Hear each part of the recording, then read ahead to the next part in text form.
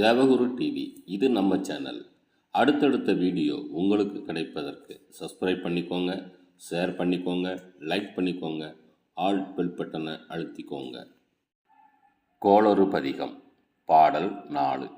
மதிநுதல் மங்கையோடு வடவாள் இருந்து மறையோதும் எங்கள் பரமன் நதியோடு கொன்றை மாலை முடிமேல் அணிந்து என் உளமே புகுந்த அதனால் கொதியுறு காலன் அங்கி நமனோடு தூதர் கொடுநோய்களான பலவும் அதிகுணம் நல்ல நல்ல அவை நல்ல நல்ல அடியாரவர்க்கு மிகவே.